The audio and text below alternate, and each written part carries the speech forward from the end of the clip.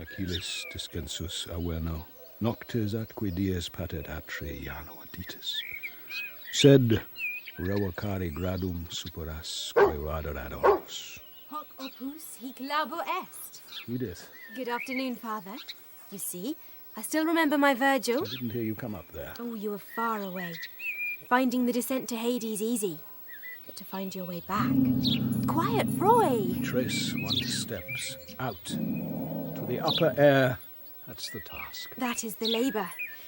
Well, I'm taking Roy here to the upper air of the high meadow. Give him a run. Good. Oh, Seems in need of it. you never do so now. And you and he were once so close. Quieten him, Edith. And I have more to occupy me than walking a bad-tempered old wolfhound. He's not bad-tempered. He's been missing you. How's Alice? Miss Morphy is very well indeed. Now then, hold him, Edith! I'm doing my best, Father! What's the matter with him? Take the beast away! Yes, Father. Take him away before I summon Bennett to have him taken away for good. Shot! That's the medicine for mad dogs. Or strangled. Rather still strangled with my own hands. Father! I could do that, you know. I have The Creeping Man.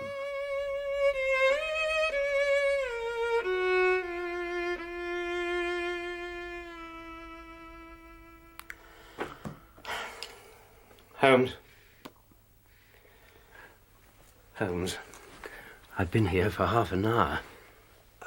Not quite, Watson, not quite. And you haven't uttered a word. Oh, there was a time you showed more understanding of, or at least patience with, my protracted reveries. I do understand. Curious facts have been submitted to me that in turn give rise to speculation of a more general character. Speculation that you might share with me. Yes, presently. Since I am here at your request, your seemingly urgent request, come at once if convenient. If inconvenient, come all the same. Neatly worded, don't you think? And I take it by your tone, it was inconvenient. It was, as a matter of fact. But here you are. Yes, here I am, having had to rearrange my entire day. My practice, you know, is not inconsiderable. And Mrs. Watson's concern for you, it too is considerable. Well, of course it is, but... In addition to a thriving medical practice and an ever-watchful wife, does a lovable family dog play a part in your new domestic arrangements? A dog? No. But if I were to study Dr. Watson's dog, what might I learn? I think Holmes, even you would learn little from a hypothetical dog. Might I witness it whining at you, tail thumping impatiently, begging to be taken out on adventures? Yes, only when you and the mutt were alone together, of course. Holmes, what are you talking about?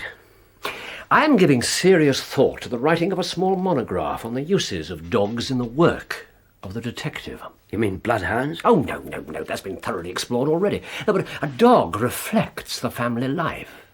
Whoever saw a frisky dog in a gloomy household, or a sad dog in a happy one? Snarling people have snarling dogs, dangerous people dangerous ones, and changing canine moods may reflect changes in the family around them. Holmes, did you summon me from my work for something so trivial? In some ways, Watson, you never change. You never learn that the gravest issues may depend upon the smallest thing. Yes, Professor Presbury. Presbury? The Cambridge physiologist. I know of him, of course. But not of Roy, his devoted wolfhound, who now, after years of being the traditional, faithful best friend of the man, has twice attacked his master. What do you make of it? Isn't it obvious? The dog is ill, distempered. The beast attacks no one else, and molests the professor only on very special occasions. Curious. Very curious. Aha! Young Mr. Bennet. Admirably prompt. Now we may learn more about our professor and his perfidious pet.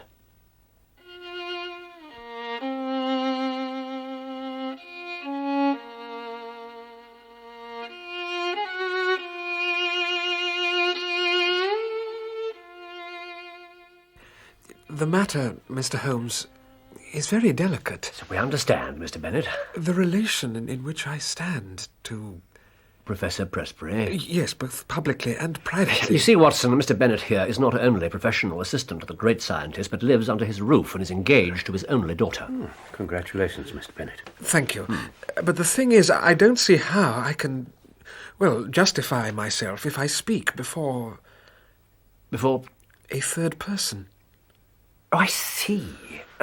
Have no fear, Mr. Bennet. Dr. Watson here is the very soul of discretion. Oh, I don't doubt that at all. I can assure you, Mr. Bennet. In fact, I was just about to impart all I know of the case to him, so please do continue. There have been fresh developments. Excellent. That's what I hoped for. But first I shall proceed to outline, to share with my invaluable friend and colleague the course of events so far. I suppose I must accept your assurances, Mr. Holmes. Of course you must do that. Now, the Professor is a man of European reputation. His life has been academic, illustrious. Never a breath of scandal. Not one. Certainly not. Oh, not one breath of scandal, then, in all his 61 years. And now this most respectable widower has become engaged to the daughter of Professor Morphy, his colleague in the chair of comparative anatomy. The lady, Alice Morphy, is an admirable match for the Professor in both mind and body. Is that not so? Yes, she is. And intellectually most accomplished for a girl of 24 years. 24, Watson.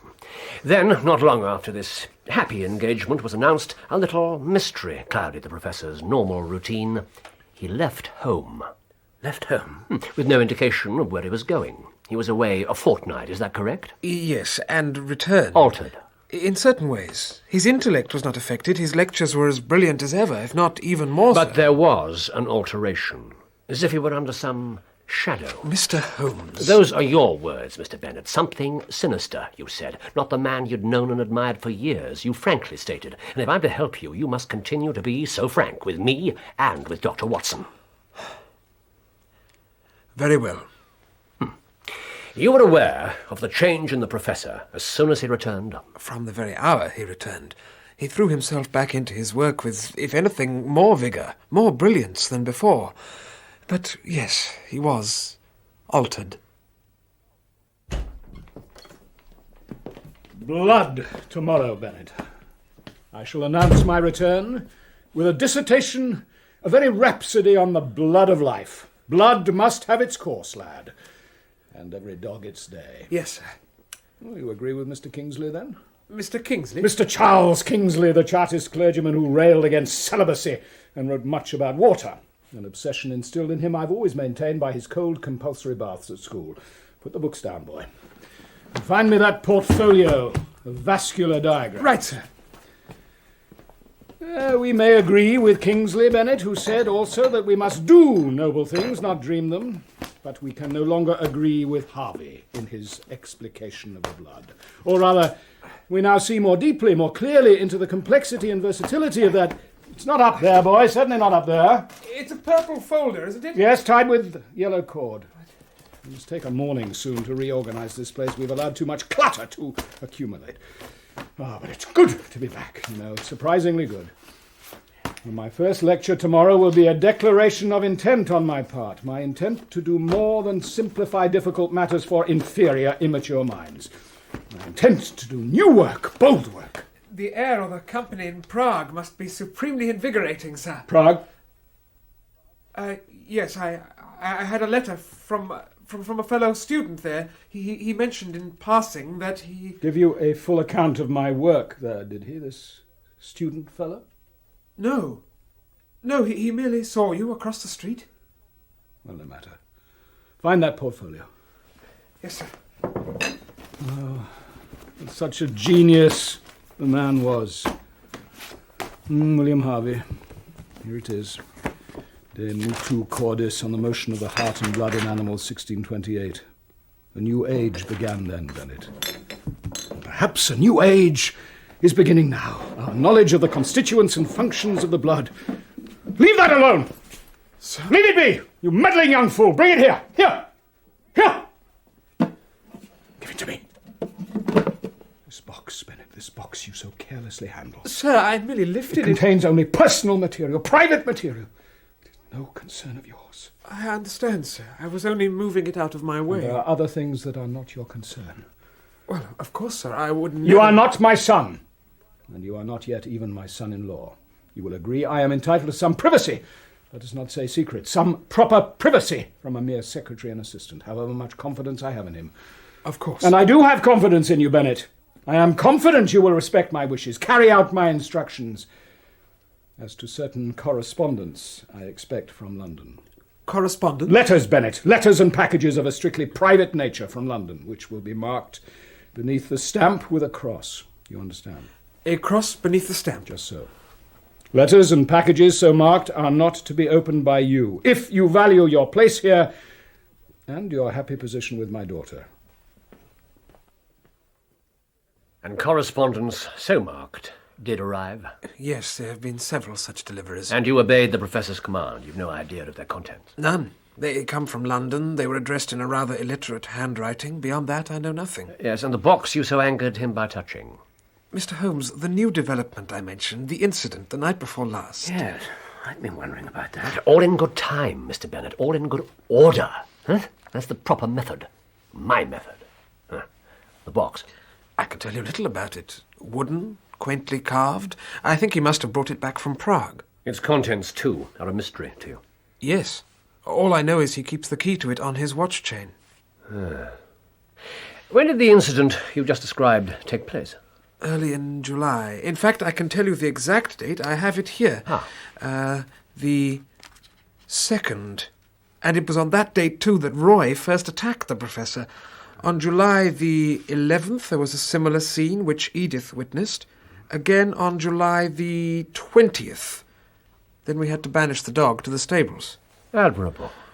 But he had been such an affectionate animal. I mean, you're an admirable witness. It seems you do appreciate my method. I learned method, Mr. Holmes, from my great teacher, Professor Presbury. Now, Miss Edith Presbury, Edith? the Professor's daughter, your fiancée. Did she, too, note the disturbing change in her father's character? Well, yes, she did, of course, but I don't see the relevance of that. She knows even less than I do about the marked letters. There's more to this than marked letters, Mr. Bennet. And you've agreed, have you not, to be utterly frank with me? Yes, I have. Because we have to violate a deeper privacy than the Professor's correspondence. I don't understand. It is understanding we seek, is it not? Now, tell me what your fiancée has confided in you about her father's altered behavior. The day he came home from Prague, the first time she saw him on his return. Come on now, Roy. Good boy. We'll keep each other's spirits up. We'll have a run in the meadow. Let the fresh air... Father! Oh, you're home! So I am, Edith, so I am. And how wonderful it is to see you. We were so worried. No word from you. And to see Roy. Good boy, good old boy. Where have you been? Both of you look radiant, as the garden does, as home does, everything does. Father, please. We've been so anxious. Where I've been is of no matter. Now I'm home. I have nothing to tell you that you need to know, or that would entertain a young lady. But you have much to tell me. Tell you? Oh, I've been homesick, Edith, very sick and failing indeed. But now I'm well, healthy and well, and eager to be doing. Don't I look well? Oh, yes, you do, but... Oh, that chestnut tree is splendid, isn't it? And the lawn positively shines. Alice, how is Alice? She's well. But of course she too has been at a loss. At a loss? My Alice? Not for company, I'll wager. No doubt a host of young fools has been buzzing around her like foraging bees. Well, that fatuous swarm will now be dispersed, annihilated. The honey's all mine. Mine. And mine alone. Pride. That was the word she used. He seemed so proud. Some breakthrough in his work, I assume. New work, he said to me. Bold work. And yet, according to Edith, he didn't talk about his work. No, about his Alice. Gentlemen, I feel I must tell you about the night before last. Yes, September the 4th. 9. 9 what? A meaningful number, I think. Holmes, what are you talking about? Do tell us what happened on this significant date, Mr. Bennet. It was about 2 a.m. I was lying awake. I thought by the look of you, you might have been sleeping badly. With so much distress, Doctor. You yes, may consult Dr. Watson about your insomnia later. Please, go on. I heard a sound in the corridor outside my room. A dull, muffled sound. I got up, opened my door. Mr. Holmes, I believe I'm as strong-nerved as any man, but... The corridor was dark. only one window, halfway along, through a patch of light. Pale light on the floor. And into it, something was emerging. Something dark, crouching, and it was he. Crawling. No, creeping, not quite on his hands and knees, more. Good God. More on his hands and feet. His face sunk between his hands. Creeping, but with ease. His eyes darting, and I was paralyzed. What's that? It's only the bell downstairs. The bell? The doorbell. A caller. Who can it be? Be calm, Mr. Bennet. Mrs. Hudson will discover who.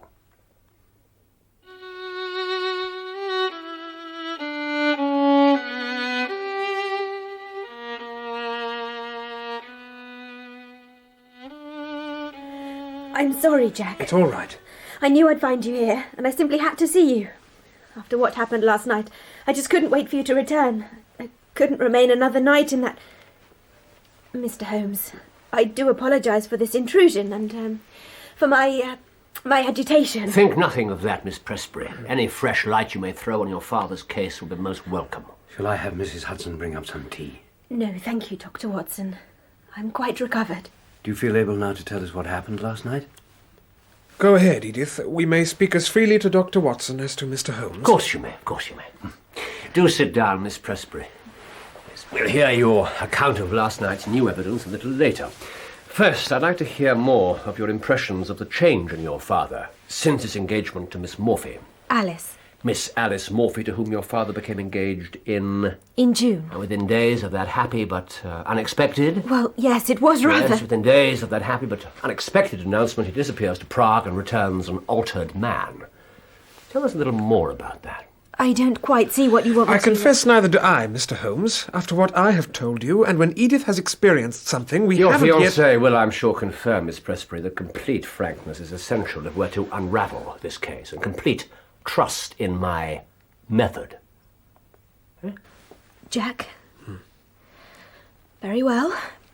It was early in June. Very fine. Warm, as you'll no doubt remember. That day he was taking tea with the Morphys. Professor Morphy is his closest colleague. And I knew he and Alice were... they shared many interests. My interests... Anyway, I didn't go with him that day. I often did, but on that afternoon I'd been strangely restless, a slight headache, and the piano and my music is a great comfort to me. Good afternoon, Edith. Father and Alice. How are you, Alice? I'm well, Edith. We could hear you playing as we came across the garden. Very sweet. Sweet and sad. When I'm in this headachy mood, I begin with such a piece, then move to something more light and jolly. And that is restorative. Restorative? Well, yes. It helps, sometimes. How curious. But then you are artistic. All I can do in such a condition is lie down in a darkened room after taking one of my father's elixirs. Is your father well? Oh, yes. And perhaps imbibing elixirs of a different kind right now. Imbibing? In celebration, Edith. And perhaps you will play something more jolly now. Something downright joyful, I'd hope. Something epithalamial. Is that the word? It is. Up, fair bride, and call thy stars from out their several boxes. Take thy, diamonds... Rubies. Rubies, pearls, and diamonds. Yes, and make thyself a constellation. A marriage song by John Donne. Oh, I don't care for him. Mother used to read his sermons to me. Oh, but in his youth, Alice, such lines he could spin. Love all alike no season knows, nor clime, nor hours, days, months, which are the rags of time. But I summon Ben Jonson to my case, dear George, when it comes to done. George? You called my father... Miss Morphy, your long-time friend Alice, and now my Alice too, has done me the stunning honour of agreeing to be my wife. Now, where's that young Jack of yours? Jack? He must share in the celebration, must my fine young Mr. Bennet. In the laboratory, is he? I think so, yes. Industrious fellow. Bennett's last task today shall be to bring up a bottle of our finest, and you, my pretty pale daughter, shall play. Play! You are pale, Edith, and I think in no mood for playing. No, I don't think This I can. has come as an utter surprise to you. Well, of course. There's been no hint that such a thing... I know. We have been very discreet. We allowed no suggestion that matters were developing in this way until we were entirely sure of each other. Today was his third proposal, in fact. Alice, Thomas Wellwood. You and he, I thought, were... Young Mr. Wellwood is pleasant company, and I know he has high hopes, indeed high intention of making his career in the bank a sound one. But no more than sound. There are no Newtons or Galileos in the science of money. But your father's work now, and further attainments are ahead for him. You must know that. I'm not speaking of merely material success, Edith. Your father's work of itself is endlessly fascinating to me. Alice? Yes? I think I must take your advice. This headache is one of the more immovable ones. I'd best go and lie down for a while. Of course. We'll talk more later. Excuse me, Alice. Edith? I'm sorry, Alice. I do feel rather faint. Oh, a moment only. You and I have been friends since childhood. I want us still to be friends. Do you? Well, of course. And more than that. Let me be frank. When your father and I are married, we will, of course, live here. But you mustn't think of me as your... Oh, but that's too absurd even to say. We shall be like sisters, Edith. Sisters. Edith? Miss Presbury, are you feeling unwell? What is it, Edith? Dr. Watson? There's no need to continue if you don't feel up to it. You've told us enough for the moment. I must tell you about last night. Edith, if you're unwell, you mustn't force yourself to say It more. was Roy that woke me, I think. Certainly he was barking from the stables when I was fully awake. And I know I was. I was awake. I remember thinking, is my door locked? But of course, it always is these days. The moonlight at the window was very bright. I could see quite clearly what was there. What was there? At the window, you mean? In the square of light. My father. What? My father's face, pressed against the window pane. But your room it's on the second floor. One of his hands was raised, as if he'd been about to push the window up. If that window had started to rise, I know I'd have gone mad. There have been times when I thought I am already, but it was no delusion. He was there for about 20 seconds or so, and I couldn't move. Even when he vanished, I still couldn't budge. Paralysed. All I could do was lie and shiver until dawn. Then at breakfast, he didn't mention it. And did you... No. I made an excuse to come to town. Here I am.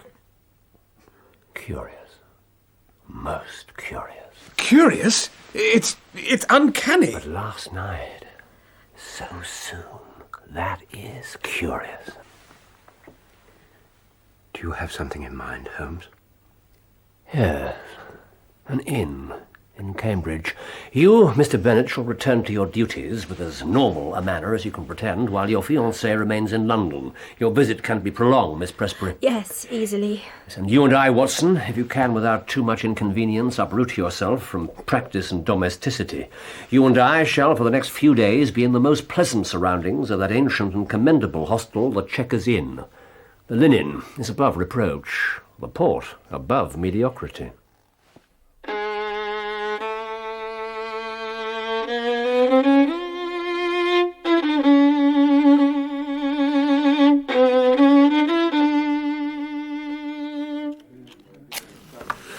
There now.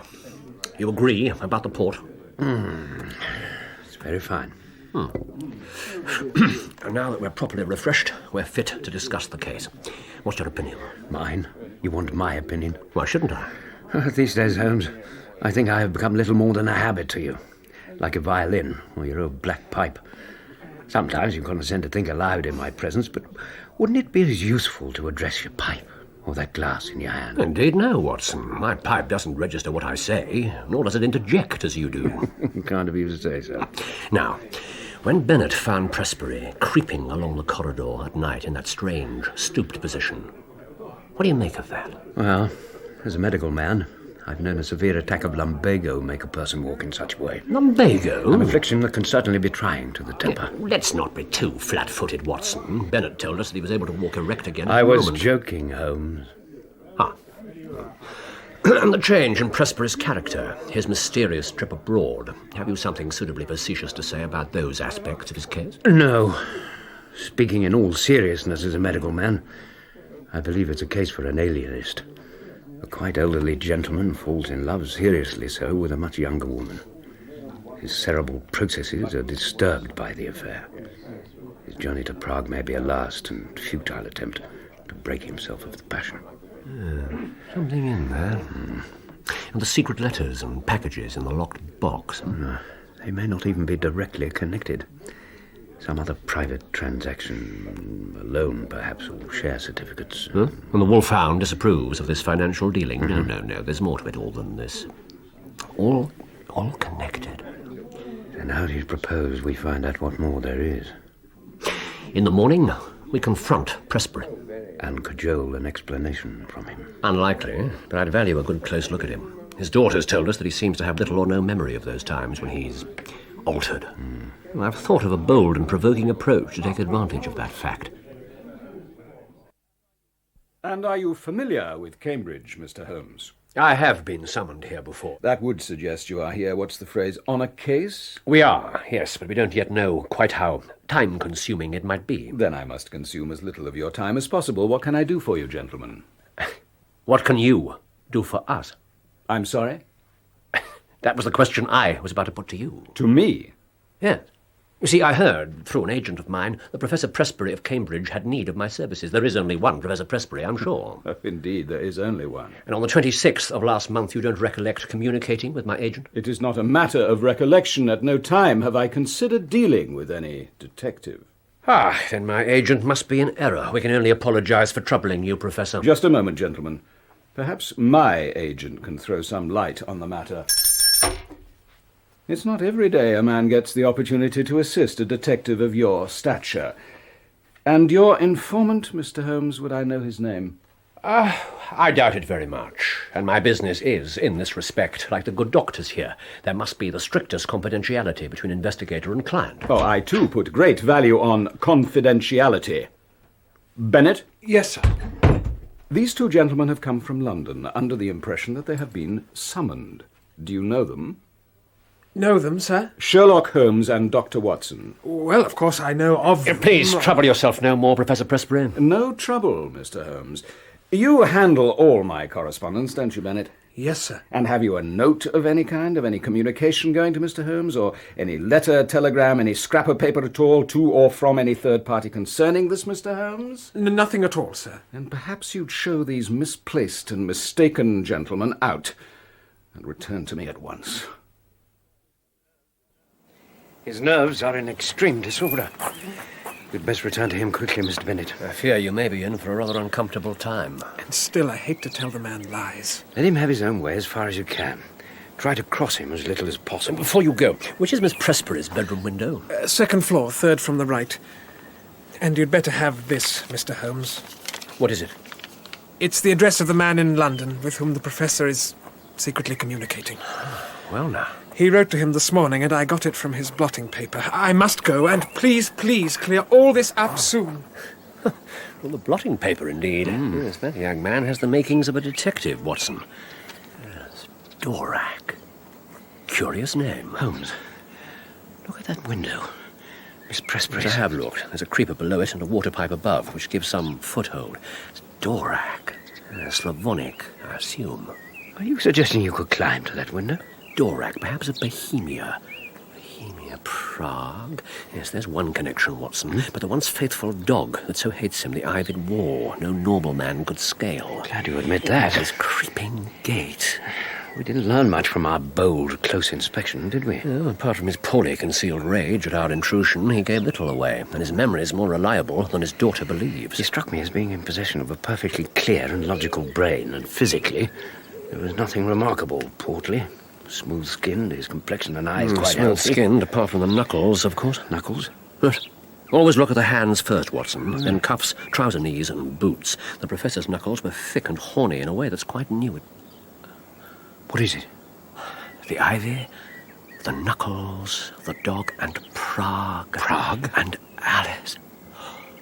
Good God, no. Surely not. What? Connections. Horrifying connections. Back to London, Watson. You to seek out this Dvorak. I to visit Miss Edith Presbury. But haven't I told you how I felt about the engagement, Mr. Holmes? Yes, you have. And I would press you no further if I didn't think it necessary. And why is it so necessary? Forgive me, but you ask me for a most unusual frankness about matters that are... Delicate, yes. Of a personal and family nature, certainly. So may I not ask for an equivalent openness from you? Quite right. My investigations so far have led me to begin to make certain connections in my mind. Now, where these connections lead will decide how I must approach your father, how I might help him, help all your family. Put it this way.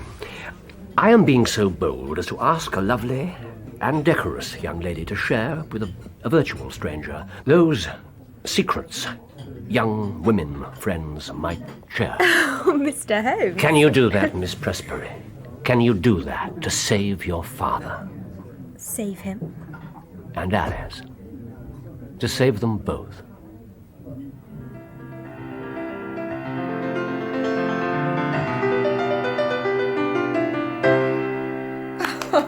Bravo! Your playing does improve, Edith. And what a complex piece it was. There's a deeper passion in it I can't quite reach. What it might express, I can't say, but the sheer skill required. It's a science, too, in a way, isn't it? Is it? Mathematics.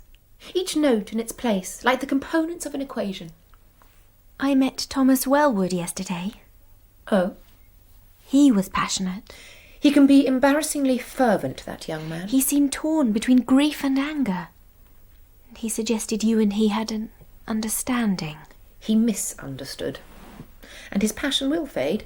The bank will soon cure him of such adolescent indulgence. Oh, but he's such a sweet man, Alice. Sweet? That kind of shallow winsomeness is not for me. But my father is. Most certainly. You love my father? I don't object to the word. But there are more precise ones. I respect him, even revere him. I'm honoured that such a brilliant and striving man should want me to be his wife. I know he'll protect me, raise my understanding of the world, and I don't shrink from confessing it, raise my position in the world. I mean the world of learning, of civilization. Well, I feel all these things for Jack. I hope so. But we expect more. Then you have high expectations. Surely it's not overly ambitious to pray for children from our marriage. I have no such ambition. Your life together will be one entirely of the intellect, of civilization. And companionship, of course. No other fulfilment? You're only a few years older than I. And I will be your father's faithful wife. We are not French, Edith. Alice. That's as delicate as I can be to make sure you understand. And does he understand? That companionship is the only... I'm sure he must. Your father, after all, has already lived the kind of fulfilment you're talking about. You are its result, and he is justly proud of you.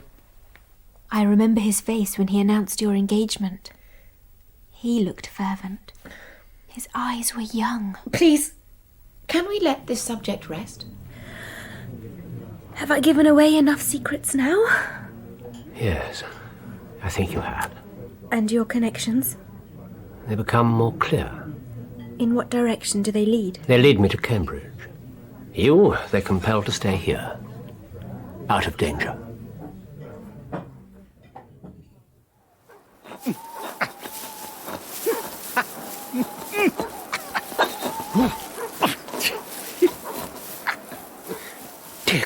Holmes. I cannot believe this is happening. But there it is, Watson. It's like a nightmare. But I see it too. We are both awake. Do we interfere? Not yet. You have your revolver. Yes. Do you think... I think when something as monstrous as this is unleashed, we must be ready for anything. Now look. He's down. Heading round the side of the house. Towards the stables. Good. But the wolfhound is there. And so should our third man be there. The speed of him. He moves like... Yes, Watson. I know what he moves like. Come on now. After him. Come on, you toothless whelp. Can't reach me, can't touch me. Of course you can't. You're the runt and I'm the master. You're in chains and I'm in charge, the master. That's all mine. See? Can't reach. Having the strength, having the blood, having the brains, and me all brains and brawn, all might and main. Professor Presbury. All man. Leave the beast alone. A man, all blood and bone and blood.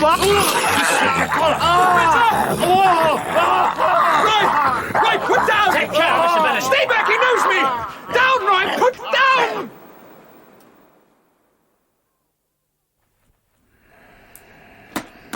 You'll sleep for some time now. The morphia should see to that. Thank you, Doctor. And thanks for your help, Mr. Bennett. But he should be seen by a first-class surgeon. No. We had him firmly by the throat. And you've dressed the wound well. I do have a medical degree. Then you know the teeth passed dangerously close to the carotid artery. But he'll survive. Well, yes, I think the danger is past. Then no more outsiders, please. If his condition gets beyond these walls... But what is his condition? I still can't quite believe what I saw out there. On the wall. On the wall? He was climbing, Mr. Bennett, climbing on the ivy, with the most extraordinary speed and agility, leaping from branch to branch like a... Isn't that so, Holmes? It was like a dream.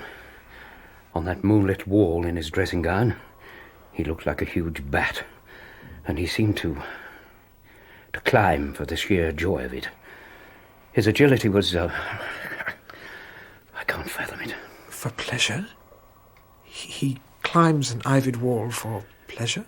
That's how it looked. And the other night, when he appeared at the young lady's window, he must have been, well, indulging in this mad pastime When mere chance brought him to Edith's window?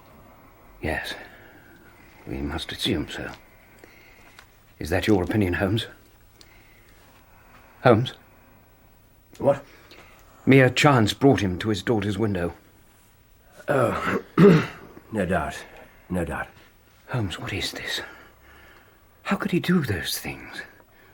Is it madness? Madness. Oh, yes, it's that. Your interest in the dates, 9 days, you said. Are you thinking of some connection between bouts of insanity and phases of the moon? Oh, no. A drug. A drug administered at regular 9-day intervals. The incident out of sequence, his appearance at the window on the 4th of September. Well, either he'd increased the dose or the effects were growing out of his control. I incline to the latter theory. But what drug could bring about such a horrible transformation? Perhaps we'll find the answer in that precious locked box of his. You said the key's on his watch chain. Yes. Yes, and the box in the laboratory. It was, yes. Then bring the key and show us the way. As I warned you, we may have to violate his deepest privacy. Yes, it fits. Not much here. But enough. You were right, Holmes. A hypodermic syringe. One empty file, one nearly full. And the letters, you see, with the cross under the stamp. From our Bohemian friend in London, Dvorak. Well, I've already settled him. The police should be interviewing him now. He's no more than an errand boy. I'm sure you'll find a more significant name in that other letter. This one? It's from Prague. Should I read it, Mr. Holmes? If you can face all the truth. Well, of course Why should I not? I shall read it. From someone named H. Lowenstein. Lowenstein? I know that name. Oh, my God. He says... No. Let me see. Honoured colleague, the treatment enjoin caution. Not without danger. The serum of anthropoid would have been better. Have used black-faced langur. A specimen was accessible. Langur? An ape from the Himalayas, is it not? Yes, the most human of climbing monkeys. He was injecting himself with ape serum? Lowenstein is already known and condemned by his profession for his ruthless search for the secret of rejuvenescence, for the elixir of life. His strength, his agility. New youth, new virility. And, of course, the dog must have sensed the change in him before anyone else. His smell. Alice. Dear God, Alice. Holmes, even Lowenstein won't resist you. We'll write to him, yes? Even go there, go to Prague, confront him with his criminal responsibility for this obscenity. Yes, we can stop Lowenstein, but others will follow. Others may find a better way. The sensual, the material, the worldly. They'll prolong their worthless lives. Those more of the spirit will resist the temptation. So who will survive? What sort of cesspool might our world become? So, you think you understand, Mr. Philosopher Holmes? Professor. How can you... Professor, you should not be moving. Be still, Doctor. My elixir is more powerful than any common sawbones can know. More potent than your morphia. You must go back to bed. And you, Holmes, you lecture me about when my work should be done, when my life should be over. I do not lecture, I merely observe with horror. Horror?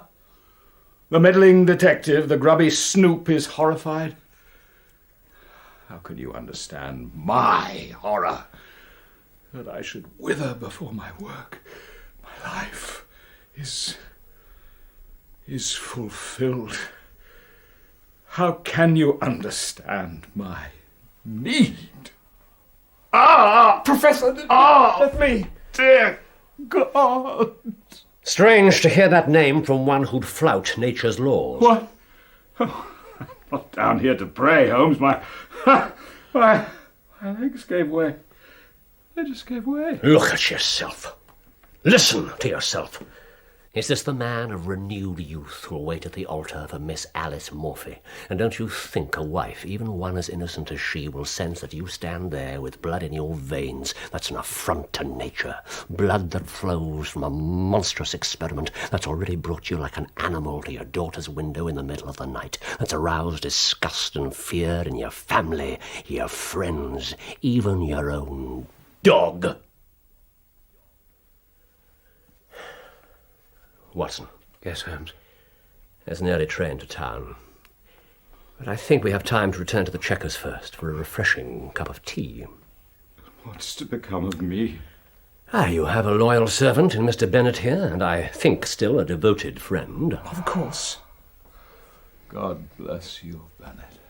He and your daughter will see you through what will no doubt be a long and painful convalescence, and perhaps you'll have a wife to guide you with proper discipline to a full recovery. Now, Watson, the Chequers and that tea.